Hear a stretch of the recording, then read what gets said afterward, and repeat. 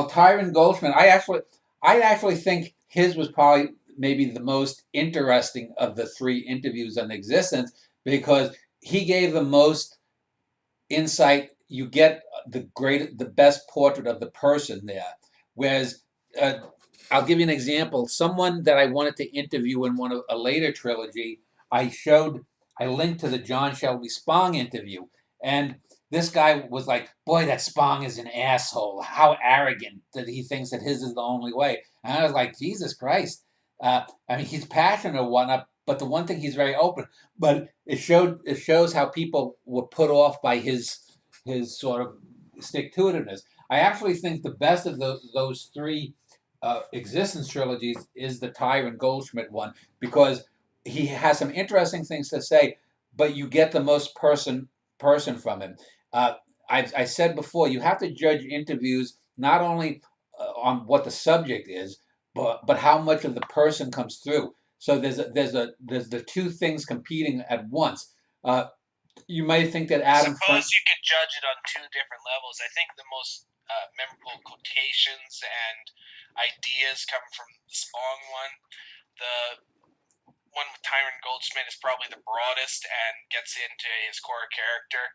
And I think that Adam Frank is probably the most concise in his answers. Yeah, it's the shortest one. So they all have their strengths and all have their arguments that you get. The Existence trilogy period is probably the best of all the interview things if you combine them as one. Yeah. And then go ahead, ask me then what do you want to talk about the poetry translation one next? The poetry translation one only in the sense this is a tangent from the actual interview itself, but I wanted to ask you something about poetry translation. Yeah. How damning do you think it is? Have you read any of the really great poets like Radomir Rilke where their poetry is complete ruin? I know there's Robert Bly, but Galway Canal. But sorry, Galway Canal is another guy who fucked it up. M.D. Herder Norton back in the early 20th century was a terrible Rilke translator. Is it advisable then to get all sorts of poetry translators for foreign poets simply because you might get gems even in the bad translations? But no, there's no poetry translation that Bly or Cannell did that was even a good poem. Bad translators are bad translators. They don't. It's not like you can have a mediocre poet that pulls something out of his ass. If translators are either high quality or not, there's really very little in between. At least in what I've experienced, I think I mentioned in this poetry translation show, I have 4 or 5 books of Pasternak's translation. All but one is garbage. You wouldn't know that Pasternak was even a good poet. But the one that is a great translation, he's a great poet. It's difficult to discern in some ways how great a foreign poet is simply because of the translations and the variance in them. Because some get it directly and the language doesn't translate well to English, and instead of getting the essence of what it is, Mitchell and Snow as poetry translators, they will take the essence of what the poem does and they'll change the enjambment, they'll change some word choices that Rilke did, but they get to the essence of what Rilke was conveying better. Yeah. Let me, unless you have, because we're on now number 28, from 28 to about,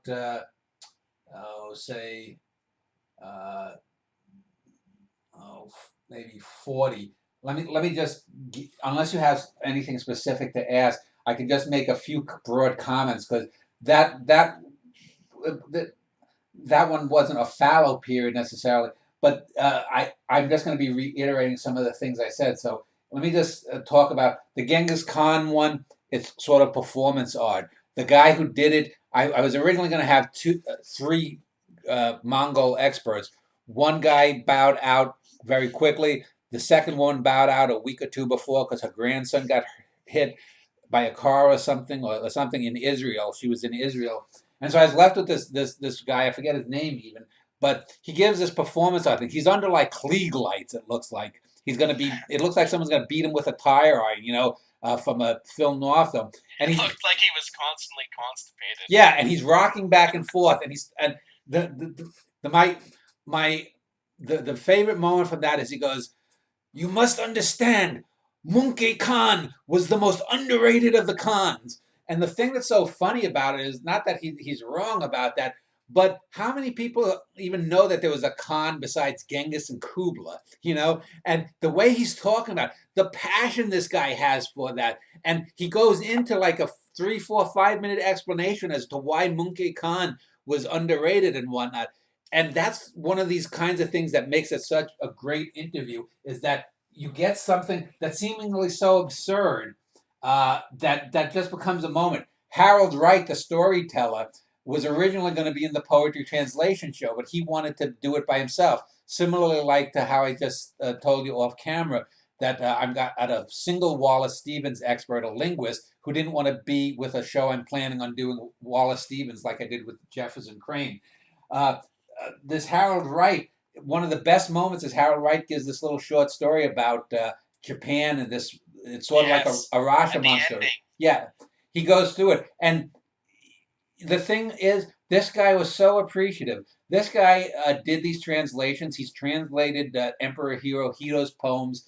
This guy is the quintessence of someone who's an obscure person in literature, in terms of no one is really going to remember much of what he did except as a translator. He didn't really write any poetry himself of any quality, but he was so thankful that I shown this hour-long light, or however long it was.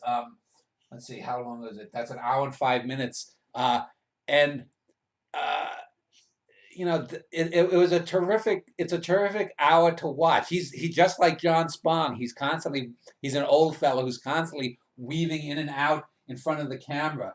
The Oswald Spengler interview. That guy was just like the Genghis Khan guy. I remember I contacted him. He was somewhere in Croatia, I believe, was where he was in a hotel in Croatia. And if you look at the bare walls before he set up, he's in this desolate shit little hotel room. He's got bottles of booze on the bed. He gets up. He doesn't have an undershirt on. You see his hairy chest. I'm ringing, when I'm calling him on Skype, I guess he's listening to Skype. He's getting up and he hits the Skype and he's like, you know. And then I said, "Are you ready to do the interview?" He goes, "Yeah. Do I need to put my shirt on?" I said, "Well, if you prefer, it doesn't matter to me." So he puts his shirt on. So he's sitting in this. I mean, he's sitting in this seedy hotel room in somewhere in Croatia, with bottles of booze. He probably, who knows, probably picked up some woman at a bar, in Croatia, banged her, and he's hung over. But then he gets on, and after it takes about 5, 10, 15 minutes to warm up. And the interview goes on for an hour and 33 minutes. The first 5, 10, 15 minutes, you can see he's sort of waking up. And then, just like the Genghis Khan guy, he just goes on about Spengler. Spengler, this. You must understand, Spengler. No, they get him all wrong, and it's another one. In my mind, the Genghis Khan and the Spengler guy are twin, because they're almost the same type of interviews. These guys who live their lives for Khan and Spengler, and they just are so wrapped up in it. Then there's the comic book. But there's a point to be made though about some of the little moments that you see. Yeah. See, I'm sure that many people who do watch these, whatever few they are at this point, are just putting it on the side and listening to it like a podcast. But I think it's important to watch the interviews too, because there's little moments in the background that give a tiny into that person. Alex, for instance, we'll just go back to the first interview. Alex is very professional. He has a good webcam, but Harold Wright, apparently his wife is going in the background and fettering with his books, or someone's kid will come in there and disrupt the interview, or the dog will start screeching. That shows a little bit of it shows some disorganized notions of how they are, but which is something that you would never get on any talk show that has ever occurred, because it's such a personal space that they're in. Because this is one of the positives of the Skype interviews. I want to make one point about the Genghis Khan interview, and then we'll move to the history of comic books, which is a terrific interview. he mentioned some of the underratedness of certain cons. That is, I agree with him. The whole Mongol Empire and all the cons are underrated in a sense, and not in terms of their historical import, but in terms of how much they have been given. Because there's the decline of the Mongol Empire as well, and it's eventually usurping into the rest of the empires that subsumed it, because it took quite a bit to take them down, since it was the biggest empire at that point and forever.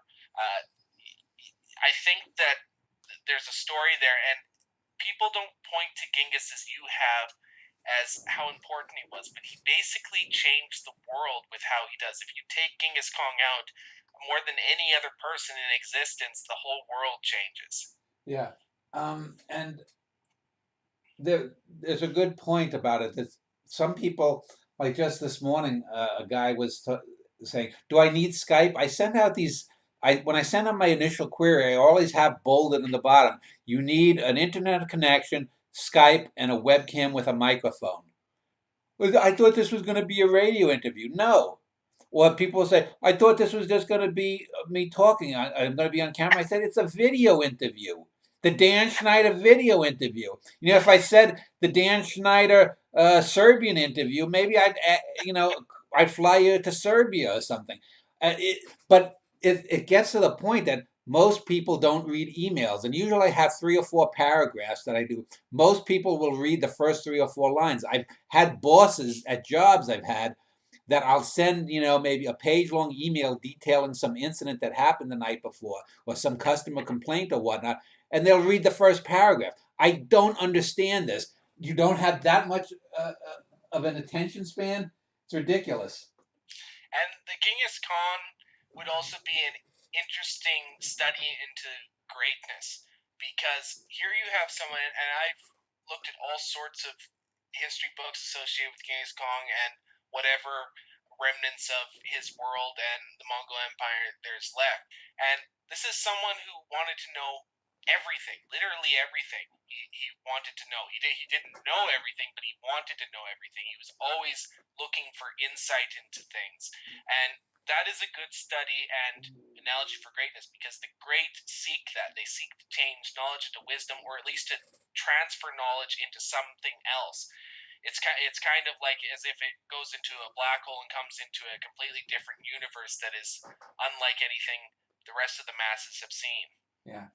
Well, let's talk about the comic book interview just for a moment. This guy was someone who I contacted his organization, Sekward, to get the guy in the Watchmen thing, who had written some stuff there. But this guy, it's almost it's a different thing from the Spengler and Khan guy, but he's in his sort of own way too, and he's chain smoking through the whole interview. Yes. And that's the thing. And he admits, for example, that it may not be real literature or whatnot, and it makes by him being more flexible and admitting certain stuff, it makes it a much better interview that way than with some of these other people that I've interviewed that are more rigid and can't move beyond their own initial premise. Yeah, he's very receptive to what you give him. He considers it, at least briefly, even when he disagrees. I'm not sure of the merits of his comic book. Have you read or seen any of his work? He sent me 2 of them. The first couple of editions, they're excellent. They are far, and the thing is, they are far above Marvel or DC crap. I think I mentioned in there how he has. I think I mentioned it on the show how he has one about the raising of Lazarus, a comic version of the raising of Lazarus from the Bible, and he ties it in with Mars and that Jesus was actually an emissary from Mars. But it's interesting, and it's not the standard stuff. It's much better. If I was a filmmaker, I would. He's someone I would want to collaborate with on doing a comic book film rather than The Flash or Spider-Man 23 or whatever. I want to talk about the alternate cosmology one though. I don't know if you have a question, but the thing yes, I do. Yeah, let me just make a point, and then you can ask a question. The thing that's great about this interview is It's the one that had the most people in it, 4, and you can see the strains on the internet and Skype because a couple of times people freeze up or they drop off. There's the guy in Australia, David Noel. He was kind of a dud, nice guy, but he didn't say much. Most of the interview is dominated by Howard Bloom arguing with Terence Witt. But at the end, after about three-quarters of the show is done, the last 15, 20 minutes, Ling Jun Wang, the little Oriental fellow, he just goes apeshit. I mean, it sounds at the end like he wants to string up fucking Stephen Hawking by his balls and by the fucking thing. He's like, Stephen Hawking, what have you done with the taxpayers' money? And he goes off on this riff that, I mean, I think Terence Witt was laughing his ass off. You can see on screen. That's one of those great moments that you have to have video to see, because here's this little Oriental professor who is sort of like rising up, and he's becoming Godzilla, wanting to, like, just rail against the system. It was just a great moment. And yeah, it's as if he evoked the beginning of the Japanese Imperial Army. Yeah. All of a sudden coming into there, because he seems so meek at the beginning. He's so surprising when he does that. Yeah. It is a great moment. I do have some specific questions. Do you have any truck with the alternate cosmologies they posit? And I certainly think, though, that the Big Bang Theory is something that will fall out of grace, and is something that even their alternate cosmologies, while I don't necessarily agree with them, like the Big Bagel universe seems to be just a pumped up Big Bang in a lot of ways, but I don't see how this continues to be a trend, and it's gradually falling, but it hasn't completely been subsumed by better science. It's linked with this dark matter that goes around, and I always am researching through news stories, and dark matter in physics is something that is constantly branded about. They're always connecting things with dark matter. Yeah. And there's not a single bit of proof that dark matter exists for 40 or 50 years.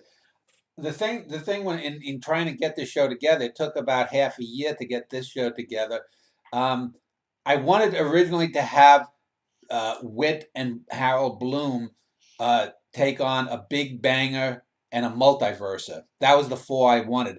The Big Bangers, they were snooty. They didn't want, you can't argue against the Big Bang. It's already settled. And then the people who posit the multiverse were almost just as arrogant. People like a Max Tegmark and some of these other people got their fingers up their asses. They don't want to actually be questioned by people. As far as these people and their theories, I think Noel's, I forget the names of their hypotheses. I think Noel's and Wang's are the most scientifically based. The Big Bagel theory that Bloom espouses is more or less pop science, I think. And I think Terence Witt's No Universe, when I reviewed his book, if you read that review, I said it's more philosophy than science. But I don't think any of them are going to be, the 100% answer. That it's like the 7 blind men and the elephant. Each of them makes good points here and there, and 3 of them. Harold Bloom does believe there was a Big Bang, but his Big Bagel goes beyond that. But Witt and the other 2 point out things that I think that are death blows, even if they don't have the right answer to what's actually there, that are death blows to anyone who is not indoctrinated into Big Bang dogma. So the idea of multiverse or omniverse, as you have stated it, is a far more plausible thing, because how can it defies the basic laws of chemistry, even that something can just come from nothing and just all of a sudden. Well, I have problems with and I'm in this multiverse thing. I have problems with the multiverse for a number of reasons. The double slit experiment, where light seems to either act as a wave or a particle if there's a double slit. How you go from that, something on the microscopic level, a subatomic level, and how that little thing. My guess is that we simply are not experiencing enough of reality to see that there is no contradiction, that it doesn't have to break up into either. That's, I think, the limits of human knowledge and human sensory observation. But even if that's not so, and it does act as one or the other until observed, how you go from that to I'm either going to go left or I'm going to go right, and the universe splits off is ridiculous. Because where does all the energy come from to make two universes that have all the energy and all the matter and all the history? This is mind-boggling energy for a universe that size that's constantly splitting off at every single quantum thing. That in the matter of, say, a tenth of a second, you would have quadrillions of universes being created in a tenth of a second, even just here in on the Earth, with the number of quantum things that could happen, much less the universe as a whole, which would be infinite universes infinitely coming into being at an instantaneous, minute portion. It makes absolutely no sense on a physical reality, material sense. And that's one of the things when I'm going to be starting a series, hopefully on the multiverse, that I'm going to pose to that. I think that's ridiculous. And to go from the double slit experiment to infinite universes, where it shows where people don't know how to take things in their precise measure. When people talk about, say, the theory of relativity and time being experienced different if you're going at the speed of light, how you go from that to talking about, well, everything is relative, shows that people don't know what scientific relativity is versus the relativity of whether you and I are real or not. And people constantly fuck up these things, so they don't understand words, they don't understand real concepts, and whatnot. So I'm not big on the multiverse as a whole. And it is the seven blind men and the elephant, because it can't just be one thing that originates a whole universe. And one of the things, if you read Fate magazine, you constantly see these sightings of Sasquatch and various UFO encounters as rationales for dimensions throughout the universe, or the cosmos. And they don't even know that when they're talking about dimensions. It's just repressed memories often time, where it's often a substitute to deal with something they don't want to deal with. But the thing is, when people talk, it's in another dimension, they mean what they mean about is another universe. Because another dimension is just, instead of the three physical dimensions or something, another dimension would be, we would be in another dimension if there's another part of us that points in some other direction we can't put our fingers on as three-dimensional beings. That doesn't mean that it's another world or another universe. So people use the term dimension to really mean universe, which shows they don't even understand what they're talking about. But let's move on. I wanted to talk about the Kurzweil interview, the Kurzweil debate, which I think, again, the anti-Kurzweil guy lost. Norm Ball lost this. He got his ass handed to him because he wasn't willing to talk about the stuff. And at the end, I point out, stay on topic. You should also mention that Norman Ball becomes too abstruse sometimes. Yeah. He doesn't stay on topic, and he's constantly using these obscure metaphors and everything when a simple statement would suffice. Yeah, and I will say that I did give Nikola Danilov too much room I let him basically, in a sense, bully Ball to a certain degree, and that's on me. But the thing that really kind of aggravated me was, after we had done this interview, this Nikola Danilov posted online that, the quality of the audio and the video and this was not up to it. And if you've seen his interviews, he interviews a lot of sci-fi nerds and Kurzweil freaks. Like I said, he's sort of a Kurzweil cultist. And he's got all this several $1,000s worth of fancy equipment and whatnot. And I'm sure he has blazing internet speed 10 or 20 or 100 times faster than I do. But he was kind of bad. And I was thinking about, boy, you're a fucking asshole. It's like, I give you a chance to speak. You actually win the debate against Ball, and then you're bad mouthing stuff like that. To me, that's just kind of classless. And I didn't like some of the stuff that I read that he'd written about that afterwards. So anyway, next is Before Darwin. This is a grand subject. It has Hutton, Lyle, and Agassiz, and the latter of which you have incorporated into many of your prose works and poetry, almost as a parable of something or other, although always in a different context. This is one that I think fails in certain areas simply because of the lack of technical expertise on the interviewees. Yeah. And some of the points they don't really get deeply into. You'll talk about the idea of deep time, or how Hutton was the first layer that Lyle built upon, and it doesn't seem like they really register that. This is one of those things that, similar to the film or art shows, where you seem to know a lot more than what they espouse on. They may get some nth degree kind of things, but again, it's more important to get the essence of something and hone it down to something, a concept, than what they were doing. The worst example of bad technical stuff, and with this light cam that I'm using, the onus is on the person, because now I'm recording everything as it comes through. So unless I'm doing like 4 people at a time and it slows down a little bit, it's basically whether this person values enough to get a good webcam.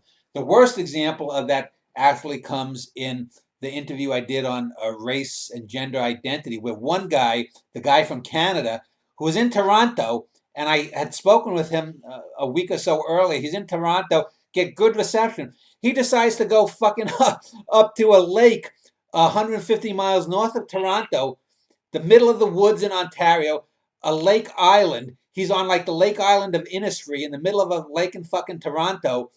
And it's like, you're doing this day. If you couldn't do that and be available, why are you doing these people? They don't get it, and they so in and out his video goes. It's right, but there's nothing that I can do about that. And if that's the way someone wants to present themselves, they're going to present themselves. Same thing.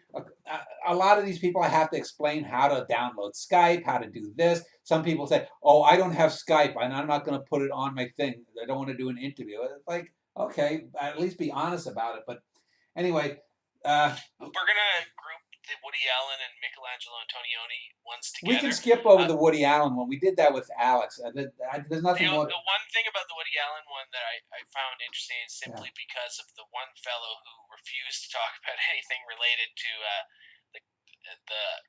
the rise and fall of Allen, and only wanted to discuss things from a Jewish perspective.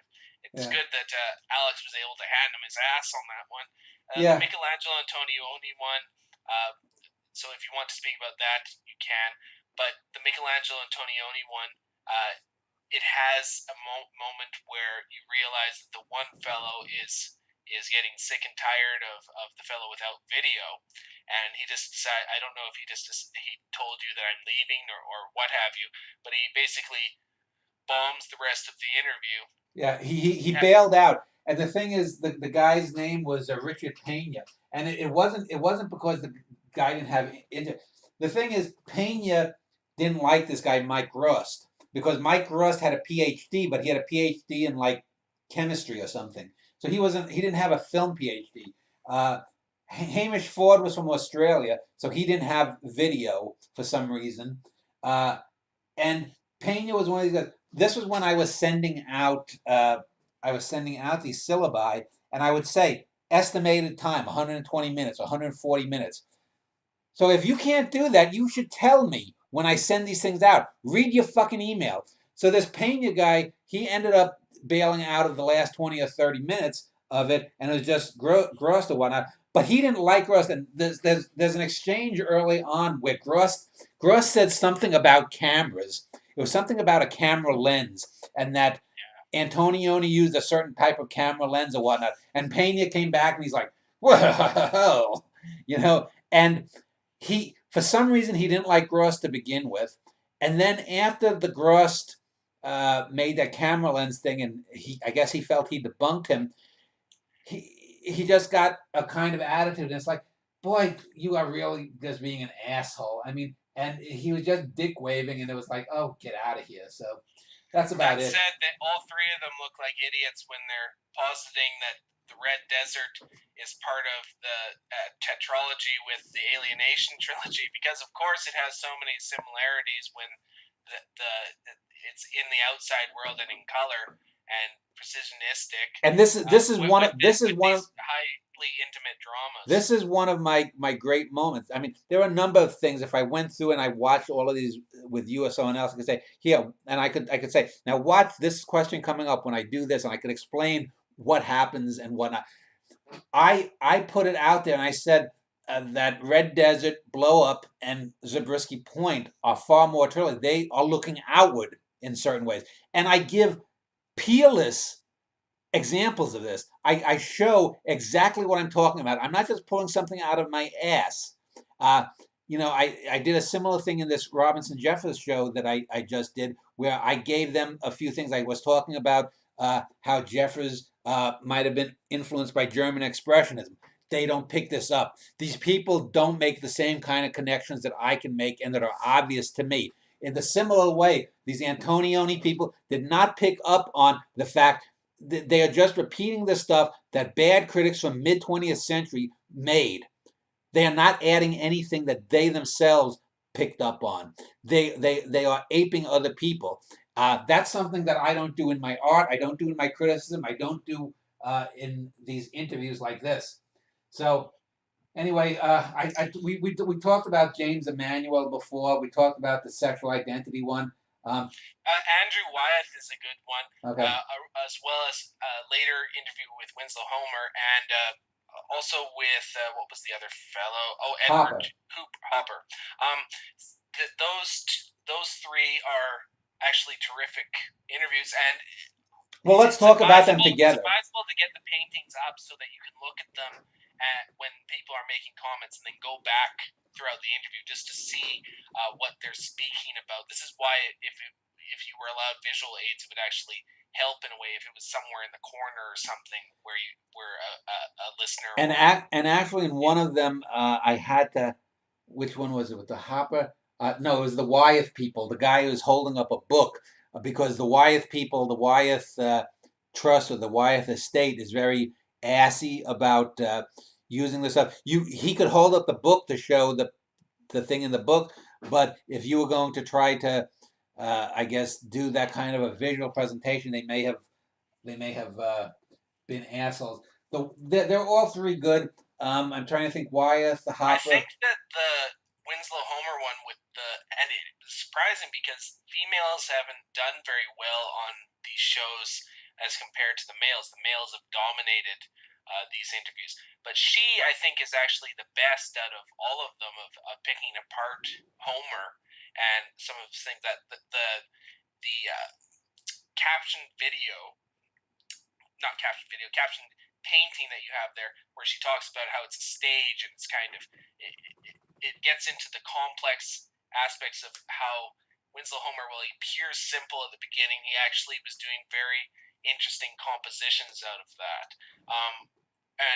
But the painting ones, all the visual mediums seem to be ones where they are much more highly literate, so to speak, than compared to the writing ones, where it's more abstract and they can't just fall back on easy terms. Film critics and even painting critics are generally better as critics, and when I say generally, and this is within a relative sense, they're better than writing critics or even historians. Yeah, let me go through some of these smaller ones, and you can stop me once I get to something that you want to ask. Let's go in that kind of format, because there are some that I did the one on 21st century media. That was an okay one. The interview I did with Jeffrey Waddles was interesting because he loved it. He put on his website how wonderful he felt. He said, "Dan, I love this man." I was going to do a show on religion and how to improve one's life with Jeffrey Waddles and Bruce Ariel from the Uptown Poetry Group. Bruce couldn't get Skype working, and so one thing about Jeffrey Waddles, he seems like a very nice person. Yeah. But if you go to his site, a lot of what he promotes is anti-model to what you are about, where he's talking to all these philosophers who are full of crap, right in Maya Angelou and all sorts of obscenely bad stuff. And he's a little bit new agey too. Yeah, he had something. I forget what it was. I remember beforehand he said he didn't want to talk about. Apparently, he had promoted 8 or 10 years ago. He was involved in some new agey kind of Christian thing that he fell out with the guy about it. Online there's something about it, and he didn't want me to talk about it. I said, yeah, I don't give a shit. So I didn't bring that up. The Western film one, I had three guys. I ended up with one who was a good, solid interview. TV's golden age is one of my favorite. It's one of the best shows It's out very there, fun too. and no academics. Three bloggers, three people who really loved and enjoyed television. And the thing that I loved the most was is all three of them disagreed with me at the beginning of the show that the 1960 to 1980 20-year period was the real golden age. At the end of the show, all three admitted I was right. I made my point. So, well, statistically, if you find all these great shows, like there's what you can maybe ascribe a dozen great sitcoms in history. Most of them are in the 70s and a little in the 60s. I guess the Honeymooners also qualifies as a great sitcom. There's nothing really in the 80s, nothing in the 90s. I mean, you could go to these cartoons like The Simpsons and Family Guy, but they've tanked. And they've been so bad for so long that they can't. That there's no way you could rank them in there with like All in the Family or The Odd Couple or Mary no. Tyler Moore. Then there's the great dramas, the Twilight Zone, the Prisoner. PBS was at its best. And there is a lot of passion for it. You even get into things like soap operas and the decline and fall of soap operas. So it's a very comprehensive look of all of TV. And the woman Amanda Reyes is going to appear on another show. And the other two guys, when I do some other TV shows, I'm going to ask if they want to do it. They all love the show and want to come back and contribute in the future. Amanda Reyes is going to appear on a show I'm going to do in a month or two about TV game shows. So she was terrific. I really liked her. Then I did the Godzilla show, which was a good one. This guy, Ryan Harvey, I think is the kid's name. He then came back for a later show. We talked a bit about the James Cagney one. The race show was with one of the guys who This was better than the first race show because Nicholas Wade, well, he had some problems in the first one. Yeah. He is terrific in talking about race here. Yeah, and that was good. Then the Vincent Price two shows. Initially, I wanted to have the daughter Victoria Price with two or three experts. It ended up just doing back-to-back shows on a day with just one expert and then Victoria Price. So that was an interesting little thing. Kind of that's sort of like what I'm doing. It's sort of what happened with the poetry translation. Victoria was a little too mannered and artificial in how she went about it. I'm sure she loves her dad and everything, but she really didn't talk about what made him, if not a great actor, then what gave him such presence. But I think she was better than Anne Serling was talking about her father. Yes, that's true. Then and so that show became two shows for the same reason that I had the poetry translators and then Harold Wright at a second show. And it's the same thing that happened with the Wallace Stevens stuff. Is I'm having a Wallace Stevens 2 or 3 man panel, but there's one guy who's a linguist he was camera shy and wanted to just do a show alone. So I'm doing that. The 68 in Cinema show had this Donato Totaro, who later came back to do the Tarkovsky show, and he was very good. He had a bad. I have a question. Yeah. So it's told. Yeah, go ahead. In 1968, I would agree it's one of the most seminal years, and you point out many of the great films. But I'm wondering about like a more obscure year. That 1939 is always talked about as a golden year. I don't think it really is. I can't even think of a great film that came out of 1939. Maybe an arguably great one, but great, no.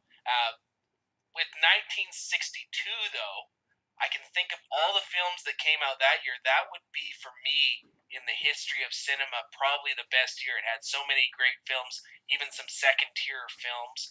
I don't think there's anything as seminally transformative as 2001, but there are so many great films released that year. Lawrence of Arabia, Harakiri.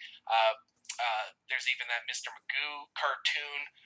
There's a few other great Japanese directors that contributed. The Trial by Orson Welles, which is probably the best Orson Welles film up until the end. I could think of some second tier one, but what do you think about that? 1962 would be a little more difficult to get because 68 has been promoted so much. Well, you can argue in terms of qualitatively, but 68 I did also. It's not just a show about 1968 in film, but about 1968. That politically, especially in the U.S. and also with the Prague Spring and Vietnam. and the death of Kennedy, Robert Kennedy, and Martin Luther King, uh, that that had a catalyzing effect, and the films were very political. So that's one of the reasons I wanted to do that one. The Buckley interview was a very good one. You had two guys who knew what they were talking about. I wish at least one of them was maybe a little bit more positive towards Buckley, but and that his show. What? And his interview show, which there's a little bit of derision there, which Yeah. I think is unfair. Yeah, I found that a bit odd too. The Kurt Vonnegut show was quite good. The Orson Welles show. That's I would prefer that in a sense even to the Kubrick one, just because Orson Welles was such a seen as an outsider that it seems like they're able to talk about him more fluidly. The Ingmar Bergman one kind of grated on me because they group in all his films as equally great. Yeah. Whereas with Orson Welles, they can get into the tragedy of the Magnificent Ambersons. They can get into how much he was able to do with so little, and refreshingly, they also agree with you when it comes to The Third Man that he was at the forefront of why that film is a great film. Yeah, and then the Dickens show was good, solid, and then the Susan Neiman philosophy show on Evil. There's a great drinking game if there's any drinkers out there too. Count how many times she mentions the NRA. Yeah, and be plastered by the end of the interview. It was bizarre because I mean she was personally nice enough, but it's one of those things that you have no idea how obsessive someone can be. She was obsessed with the NRA as the con guy was with Monkey Con, but it's over and over. And she, the guy who's the political head of the NRA is worse than Ted Bundy. What?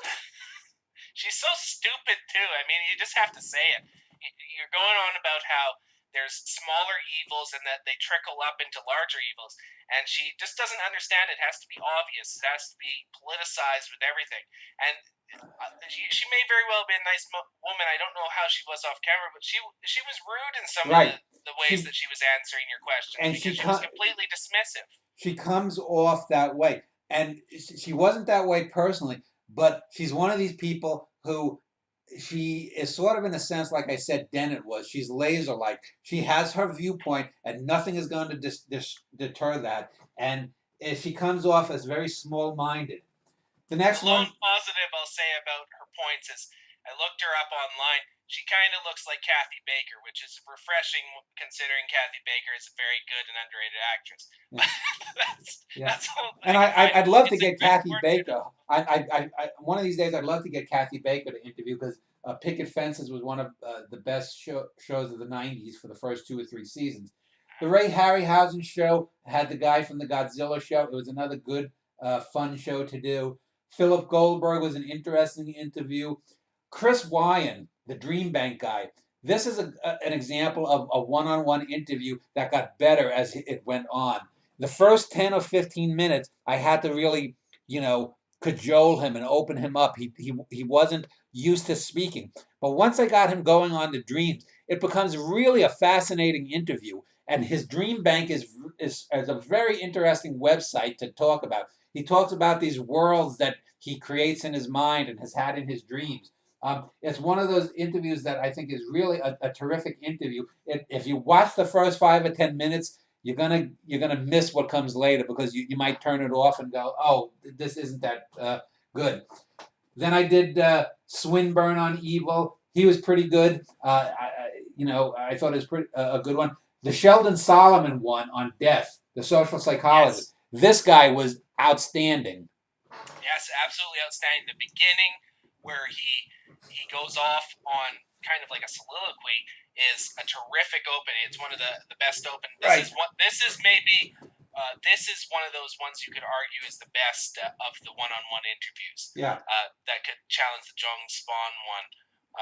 Then there's the Hart Crane one where this became less about the person that Hart Crane was because there's only so much out there and more about the poetry, but some of the comments you kind of have to lead them and guide them by the hand, like little children, because they don't seem to be able to come up with any kind of independent thoughts without your guidance. Right.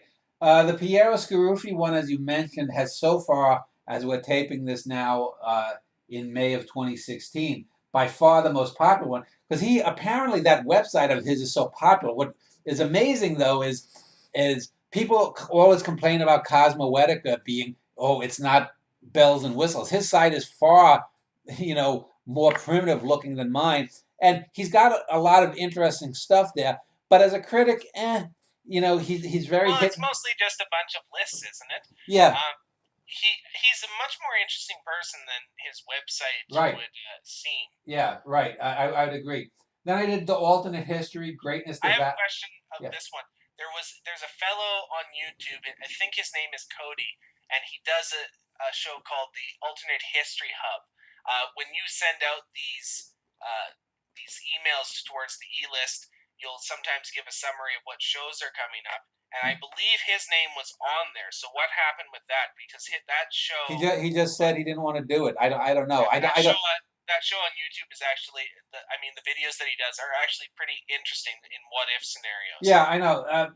A lot of times people will drop out for this reason or that reason. I don't know why they do it. The Irvin Staub interview on evil, that's a very good one. And it's one of the few interviews that you are going to talk with someone who's a Holocaust survivor or a survivor of World War II and a Jew who you don't want to say, oh, God, stop with the pity me stuff. He's not pity me. He's able to get outside of his own suffering as a person and from a cultural perspective. And I think it's one of the best interviews about evil and about that references Nazism that you're going to find online because he's not wallowing in his own cultural identity. What about Greatness Devalued? That was a good show. But there is that infamous moment. Do you want to say what it was? You saw that? The infamous moment. You'll have to remind me. I haven't. That where we're talking about greatness devalued, and the one younger guy talks about David Foster Wallace. Ah, yes, right. And I'm like, I tried. There was at a point, and I sort of had to say, well, if you like type, shit-eating monkeys or one, I think the term you use, and it's like but the thing that's good about it is he put on a silver platter a great instance of someone exemplifying exactly what the show is about without realizing that he's doing it. There's also an interesting aside on how greatness devalues too. Not just greatness devalued in the term of neglect, but also greatness devalued as in the extra layers that great artists come on upon, or great scientists, or anyone in great pursuits, will make the people in the past seem less. So Homer, perhaps he was viewed as a great artist, or perhaps he even was a great artist within the context of his time. But now Homer is barely functional in terms of how he's viewed once modernist poetry came, at least with anyone with any kind of discerning critical skills.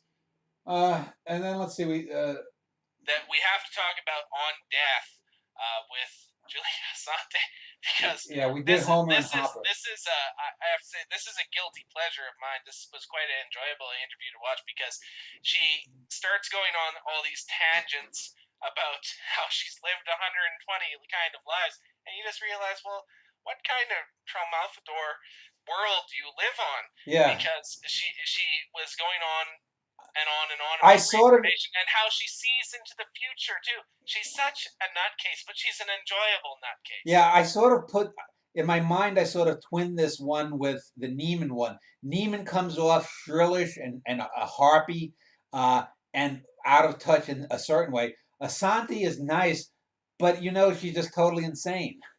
I mean, and she's a nice woman, but about 5 or 10 minutes into it, I saw her website, and she uses a lot of pseudoscientific jargon. And it's part of my fault because I don't have all the time in the world. I'm not working at this moment, but usually I'm working. I am doing writing, I'm doing essays, I'm watching movies, doing reviews, and I come across something, or someone emails me something, Alex or you, and I say, oh, that's an interesting person, maybe I'll interview them. if I had known she was going to be this way, I probably wouldn't have interviewed her. On the other hand, I have to say, it's she gives an interesting interview, but you about 4 or 5 minutes in, it only took 5 minutes or so. I'm saying, oh my gosh, she's batshit. And it's like okay, how am I going to at least make this entertaining? It gives a good, but the thing is, the interview succeeds in portraying someone who's totally wacky. Yeah, I mean, it is highly entertaining. I have to say, her views, just how she brushes off a lot of the things you say. It's not the same way Eamon did, where she was rude about it. She's just, no, Dan, that's not true. And then it's almost like she thinks that she's a Nostradamus or something, and is predicting future events. yeah. It's it. She goes on so many bizarre tangents. It's almost uncountable. It's also for wine and drink aficionados, also a good game for anytime she says something wacky, you take a swift, but and not only would you be plastered, but you'd also be probably in the hospital by the end of it. And so the Pursuit of Wisdom was, another good solid show. The Led Zeppelin one, I originally had three guys. I ended up with one, and he had to cut the show short. And so that's a good solid show, a review, but it's not what it could have been or I wanted to. The Marina Bruno show I enjoyed. She's someone that I think has a lot of potential. I mentioned the first guy, Michael Jason Allen, and I think Marina has a lot of potential. If you saw some of the website of hers I linked to, and you see some of her short films, I see influences there. And it's interesting, when I asked her, she said she didn't watch a lot of the things I see direct influences from. But it's interesting, she would be more familiar, though, with other people who were influenced by these other people. So she might have been influenced by some silent film techniques 3 or 4 directors removed. And it comes backwards. And what she did is, the person who might have seen something in a Buster Keaton or a Charlie Chaplin silent film, you'll see a director from the 40s, a director from the 60s, a director from the 90s that influence each other. She's only seen the director from the 90s, and by that time, the great gag or the great technique that was great in Chaplin has been diluted to such a point. But she then takes that and she makes the watered down dilution better in her little short films, and that shows me this girl has a good mind, and she has something going for her. And like Jessica asked me, well, why did you interview her? She's only 20 years old. She's not, Jessica will say something like, she can't help you do this, that, or the other. She's not going to help the website. She's not that great a filmmaker yet. I said, that's not the point. The point is she has the potential. And you watch and you listen to her talk about it. Yeah, in some ways she does come off as a little 20-year-old girl, but there it's are more those. just getting her name out there and showing how she was at the beginnings of her career than it is in terms of what she says, because what she says, it doesn't really have any depth. It's not bad by any means. It's just kind of, every once in a while an airheaded comment comes in, or a time where she's oblivious of the influences that she's around. But the fact that she has made a few good short films, and that they obviously are rebelling against some of the standard notions of how to tell a tale, and she's always looking for twists in the tale, that is the point of this interview. Yeah. And then I did one on consciousness with Francis X. Sherray. The Federico Fellini one had some good points. The Irwin Shaw one, it was a good except for when one of them posited that Intervista of all his films is a great film. Yeah, that was a cringe-inducing moment. I know. It's like, oh, come on. Now, those are those kinds of moments that if I was the guest and not the host, I would have ripped these people new assholes.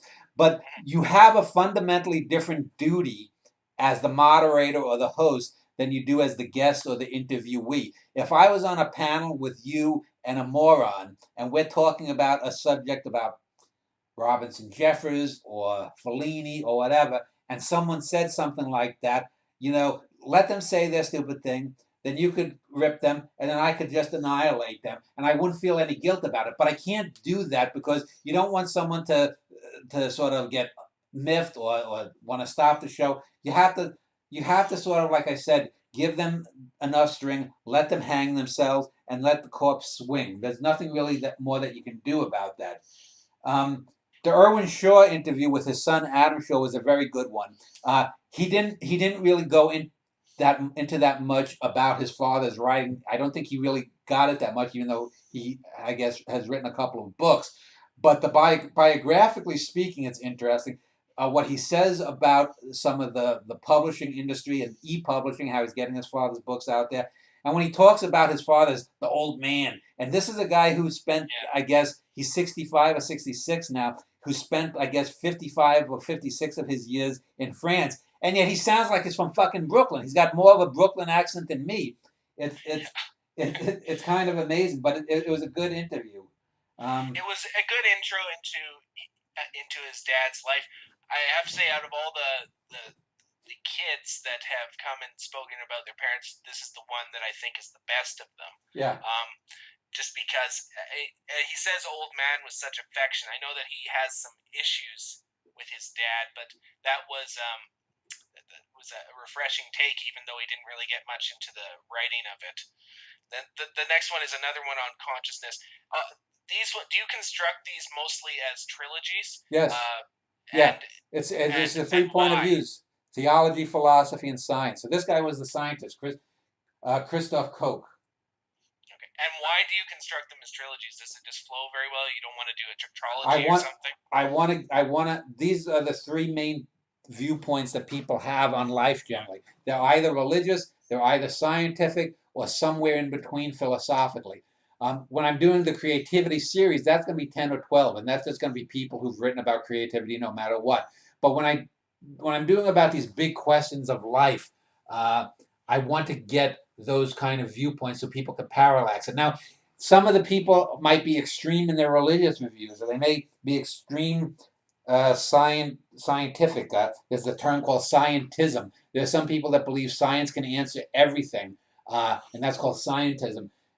So they also represent their own opinions, but it's a way to parallax an issue by giving 3 different opinions from 3 people, from 3 of the main ways that people look on life and existence. So that's the way I do that. This Christoph Koch guy, he was one of these people that was very, yes, and this is how you do it, and this, and I will tell you, and this, blah, blah. He has that very staccato, I'm answering it, no bullshit. And so when we get people like that, I think he lasted 69 minutes, which I thought initially, I was thinking, man, this guy's going to be done in about 40, 45 minutes. I had to come up with some questions to stump him. But it ended up a very good interview. The Jack London interview was a good, solid one. Like many of the other ones on filmmakers or writers or poets, again, it wasn't as great as I thought it could be. The one on death with Chris Deasy was a good one. The Judy Garland one originally. This is just so you know, this is the last one that I've seen. You've increased your output about 2 or 3 fold, so it's more difficult to catch up with them instead of just watching them on weekends. But I did see the NPR and PBS one. I have a specific question about the Jack London one. Okay, go ahead. Before you speed through it, you talked about his undergradedness. Have you noticed that? Because here in Canada, White Fang is a pretty big book. That's still a seminal book and viewed as a titanic achievement, at least by the general public. So his name has declined rapidly in America. Yeah, no. As far as I know, Jack London. 2 things in that. Did you say you saw the London show? Yes. Yeah. I seen London, Death, and Judy Garland was the last one I saw in full, and then I seen the ending of NPR and PBS. Yeah, they said, the experts there said that London hadn't been hit too much by the plagiarism charge, and I think they were trying to soft sell that. In academia, a lot here in America, the fact that London did take passages from a number of books, and I'm not talking about like what I say, how to steal, like, taking a word or something and peppering it through, or taking a sentence that someone uses and using it in a totally different context, or a line from a poem to do it. He took large swaths of some writings for a number of books, and there are people who are investigating all of London's writing. They haven't come up with anything, but that's one of the things here in America certainly that has contributed to the fall of his reputation. Uh, but and also the fact that he was, pretty much a sort of a diehard socialist. The fact that he wrote about the Yukon, and the fact that he also did embrace, to a certain extent, this colonialist, the white man. In a certain sense, he almost is America's version of Rudyard Kipling with the white man's burden, even though he's not as explicit as Kipling. But there's that sense that, the white man manifests destiny, America shall triumph kind of thing. So he's sort of. He's a writer that's often stereotyped, though, for the white fang kind of thing, and the Yukon writer. Yeah.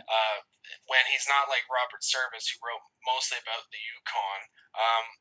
He is someone who's very diverse, and he'll take different subjects. And I was surprised to see that he was so ahead of the curve with science fiction.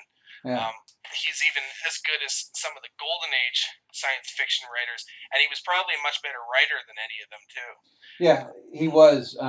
So let me just, before we get to the NPR one, the Garland Show, originally I had 2 or 3 people. I ended up with just the one fellow. It's only a little under an hour, but it's a good, solid introduction. The World War II. It would have been good. This is what I'm talking about with the public domain, to have some of her performances or something interstitially put into the interview, so you could see for newcomers. Not that there are many who don't know. Yeah, and I have the means to do that. If you've seen with some of my poems, when I have Bruce Ario reading, and in some of his poem videos, I'll have him. You'll hear his voice, and you'll see something moving. I could do that quite easily in some of these shows like this, but I'm not going to do that and get another strike or some bullshit. But so then after that, let me just give you a summary here. The Who Won World War II won 3 people. That's an outstanding show. All 3 of the guys said it was the best show that they'd ever been on. And I should say this, to toot my own horn. Of the 90, I think I've done, 91 shows thus far, with the last one being Jeffers this weekend that I've done. I probably have had 35 or 40 of the people that have been in these shows tell me that by far I'm the best interviewer they've ever encountered, or that it was the best show that they were ever on, because I don't ask the same bullshit questions. Those World War II guys, that's an excellent show, and they were that way too. The Unexplained Phenomena show, that also, the 2 guys there, they were did very well. The Psychopath Inside show is a one-on-one interview. The guy who wrote the book is great. That's an hour and 39 minutes. That's a show that really does well. And the guy, he goes off on about a 22-minute soliloquy, very similar to Sheldon, whatever his name was, Sheldon something, the guy who did, that you mentioned about the... yes. The thing. I know who you're talking about. Sheldon Solomon. Sheldon Solomon, yeah. I was going to say Sheldon Smith. Then there's the NPR and PBS Failure Show, and I sent around to the group about late in the show where the guy, one of the guys I was interviewing, the young guy, Adam Ragusia, tried to deliberately, and this is the first time anyone deliberately tried to tank a moment or whatnot, and at about 4 or 5 minutes into the show, just like I knew Julia Santi was whack, I knew this guy was really PC, and he does well in the show in terms of talking about the money of PBS and whatnot, but he is so biased. He is so rigid in his viewpoints. He goes off early in the show talking about, well, some people call me a PBS hack or a PBS apologist. Other people say I'm too critical or whatnot. I knew right then I was dealing with someone who was going to be an apologist. That line for pretty much any kind of middleman. Yeah, and he there's a bad interview that was once on, I guess it was NPR. Yeah, NPR, with this guy. What was he called? Humble the Poet. Humble the Poet. Yeah, I think he's black, or he might be Arabic. I'm not even sure now, because this was 7-8 months ago last year when I heard this thing, and there was absolutely no reason that this guy, Humble the Poet, should have been interviewed about anything. His writing is terrible. His website is terrible. His videos poems are horrendous. But he was interviewed by someone in NPR, not even talking about the poems, but his black. What's it like to be a black poet? And I made a very innocuous and very true statement. I said he was interviewed simply because he was a black poet.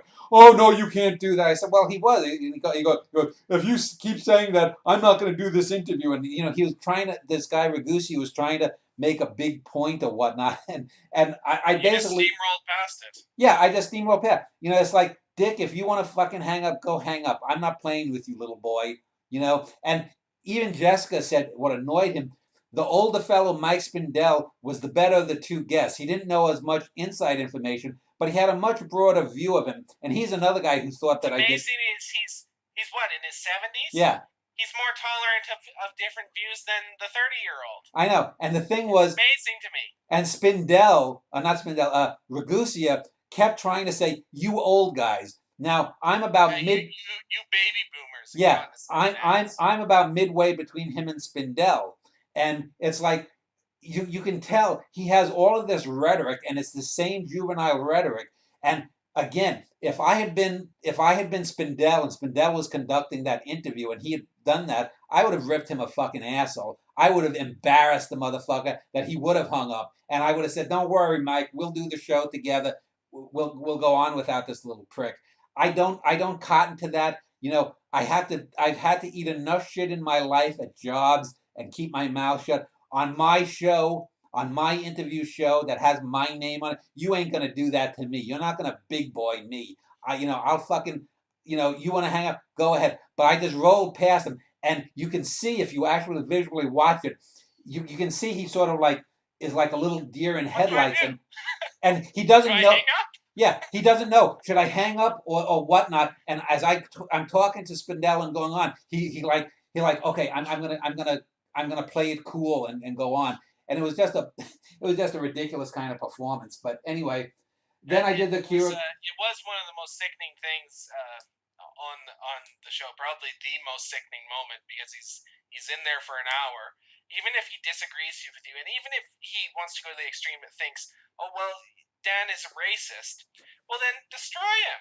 Yeah. Don't just sit there like a little boy and decide, oh, I'm hanging up if he says something I don't like. It's a ridiculous tactic. And he talks about baby boomers, but you have a whole generation raised on these PC values where if you disagree with an opinion, that means you stifle the opinion. Right. And this is why it's amazing to see a 70-year-old who has probably been raised around all sorts of horrors of civil rights be more tolerant than a 30-year-old. Yeah, and it was really just ridiculous, and like I said, so I just rolled on by that. But it shows what a good interviewer I am, because he also reveals a lot of his small-mindedness when you mention, and this was more funny than sickening, but you mentioned how TMZ is a gossip show like The Talk or The View, or these all sorts of bubble-headed nonsense.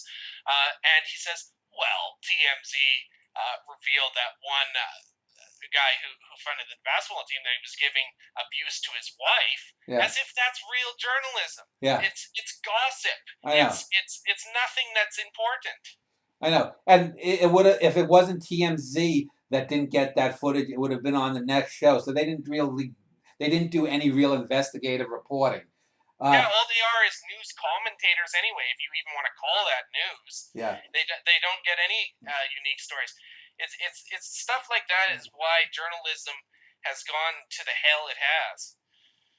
Well, and then the last 4 shows since then, I did Akira Kurosawa, which is a very good show. Andrei Tarkovsky, which had Donato Totaro from the '68 in film show, and he actually got himself a good camera. I told him what kind of webcam to get, so he got himself a good camera, and he's much more clear and understandable in that one, and that was good. Then I interviewed this guy Arnie Dietrich on creativity, and that's a good show, but it's one of those shows that this guy has these theories on creativity, and yet he doesn't understand things. When I talk about my 3 intellects posit or something, he doesn't get this. He says, well, we're not getting the full picture or something.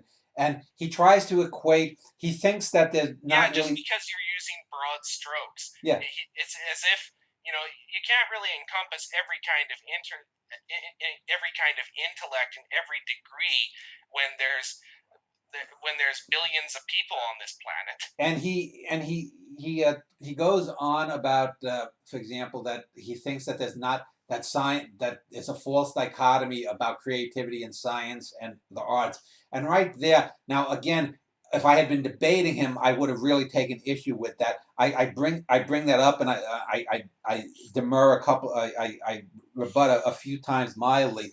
But I mean, there's simply no way. And I said, but how do you account for the fact that if there's no Einstein, there's a Niels Bohr who's going to figure out the same stuff Einstein did. Or if there's no Marconi, you've got a Nikola Tesla. Or if you don't have Darwin, you have Wallace. There's no fill-in for Herman Melville. There's no fill-in for Beethoven. I think I used those examples. And then the last show was on Robinson Jeffers, and that was another good show. These were again mostly these ones on Jeffers, Tarkovsky, Kurosawa, Fellini, are more or less panels talking about the life and times, introductory shows. I really do wish, though, that there was someone who could really change my viewpoint, or show me something that I'm missing or something. But I think it's a testament to my quality as a critic, but also the fact that most people don't approach art or science or life or inquiry into these things the way I do. You should do a show on like dislike versus good and bad, as well as objectivity versus subjectivity. Yeah, it's one of those things. I'll just write that down. I'd have to find an in though.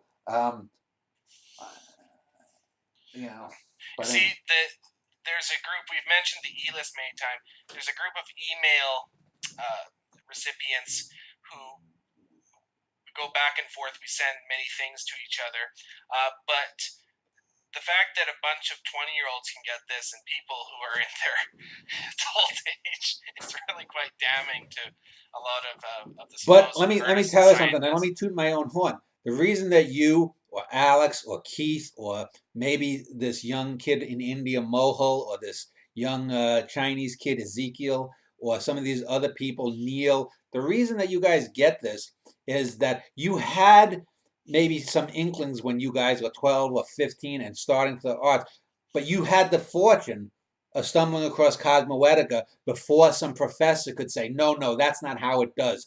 Because you were reading my essays, that's the thing that in a sense saved you. And I know Alex Sherman has told me that's exactly what, that he would not be what he is creatively or intellectually without Cosmoetica. So have some other people over the years too. That's likely true to a degree, just as the whole notion of free verse opened up to you when you read Walt Whitman.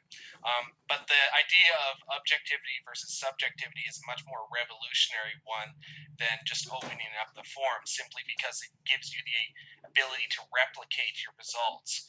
And yes, you crystallized that very well. So that's probably true, but it's the fact that it's not as if these aren't out there to older folks, Dan.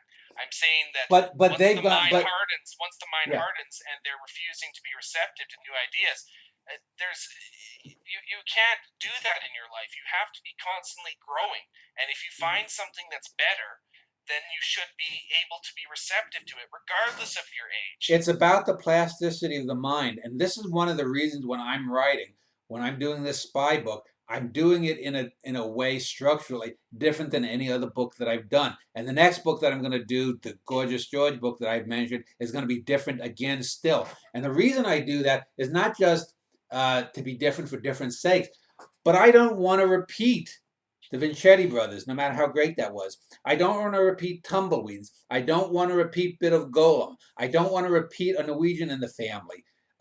Because when you repeat yourself, it's almost inevitably the second time you do it is going to be the lesser iteration. On rare occasions, if you have a young person, like say Herman Hesse famously, his best early book was Demian, but Jessica says she's read 4 or 5 of his other novels that are basically the same type story. Or yes. Franz Kafka, The Outsider. there's not much difference between the Trial and the Castle and the Hunger Artist and Yeah, and some America. are to such varying degrees of shit that it's quite something. And it's only the good stuff that lasts, because I can tell you a bit about the Trial, the Castle, and Metamorphosis, but I don't remember anything about the Hunger Artist or America. The Hunger Artist, other than being in a cage. Or the Judgment. He has some good parables here and there that are, I guess they're somewhat memorable. But as far as anything to do with the rest of his prose work, it basically is recapitulating better stories that either came before or after. Yeah. Plus, The Castle is probably a near great novel, and then The Trial is definitely a great novel, and The Metamorphosis is a great novella. But that gives him a small argument for greatness. But Kafka is one of the more overrated writers of the 20th century. Yeah, he's and that's an interesting thing. That's an interesting topic. Maybe I'll do a show on overrated artists and what makes someone an overrated artist. Because I would definitely have to put Kafka and Shakespeare there. That's not to say that neither of those guys ever did great stuff. But why are they so overrated? Why Shakespeare is so overrated is, in a sense, a mystery, because his comedies are dreadful, his histories are dull as shit, and so that leaves maybe the 10 or 12 dramatic works. And you have given him 6 or 7 plays that you think are great, or at least you say are arguably great. I would give him one play that I would say is a great play, and that's Othello. Hamlet, maybe Hamlet as well, and perhaps Macbeth. But the rest of them, well, they have some great moments, and the fact is even the atrocities that he has, they have a good moment here or there. That's why you could argue that he's a great writer, especially since he was successful in doing poetry as well, at least to some extent. But even Othello, it reads like baby talk compared to Eugene O'Neill. It's not of the same level. He has the style there that's quite immaculate, but the depth is missing. Well, let me just look here. He's got 37 plays here. So 1, 2, 3, 4, 5, 6, 7, 8, 9, 10, 11, 12, 13, 14, 15, 16. So 14 comedies, 15, 16, 17, 18, 19, 20, 21, 22, 23, 24, 25, 11 histories, 26, 27, 28, 29, 30, 31, 32, 33, 34, 35, 36, 37, and 12 tragedies. Okay, as I look at the comedies, All Well That Ends Well, As You Like, A Comedy of Errors, Love's Labour's Lost, Measure for Measure, Merchant of Venice, Merry Wives of Windsor, Midsummer Night's Dream, What You Do About Nothing, Taming of the Shrew, Tempest, Twelfth Night. Well, I don't know in what the Tempest. Why do they list the Tempest as a comedy? I don't know. Are you looking at his complete works right now? But I would say the Tempest is one of his great plays, but it's certainly not a comedy. So this is open source Shakespeare. Okay, so this is like the Wikipedia. Some Wikipedia asshole listed that as a comedy. I would have to put that in the tragedies. The histories: 1, 2, 3, 4, 5, 6, 7, 8. There are 8 plays about Henry. Henry this or that. None of them are good. Pericles isn't good. King John, Richard II. Richard III has the only moments of greatness. You could argue the character Richard III is great, although the play isn't. Antony and Cleopatra, I would say that's a near great play. Coriolanus and Cymbeline, no. Hamlet, arguable. Julius Caesar, the first 70% of that play is a great play, and then it falls apart.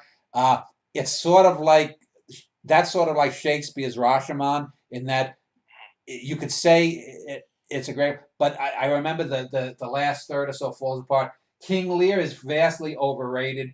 A lot of people rank it as great. I don't. Macbeth, to me, is a lesser version of Hamlet. Othello is the greatest of the play. Romeo and Juliet, far overrated. Then Timon of Athens, Titus Andronicus, and Cressida. So, Romeo and Juliet isn't even good. Yeah. So I would say the ones I would argue are Tempest, Antony and Cleopatra, Hamlet, Julius Caesar, Othello are 5. And I said you could make an argument for 7 or 8. You could make arguments, I guess, for Hamlet, Lear, and you can make arguments for Hamlet, for Lear, Macbeth. So 7. So 7 that I'd say 5 that I would argue.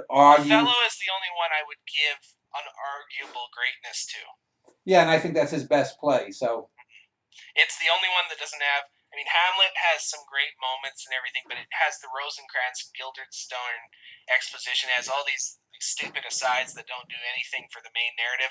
Othello is absent of that. But as I said, if Othello is a 95, if you're going to give it such a high rating, then Eugene O'Neill's are a quantum leap past that.